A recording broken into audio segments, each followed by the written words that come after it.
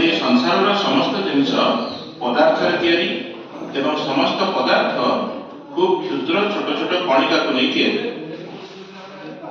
तमें ये पदार्थ विभिन्न प्रकार पदार्थ देखिले पदार्थ कौन और वस्तु कौन तमें पूर्व क्लास में पढ़ी पंचम में पढ़ी कि पदार्थ कौन वस्तु कौन किए कहते हाथ देख पदार्थ कौन वस्तु कौन हाथ देख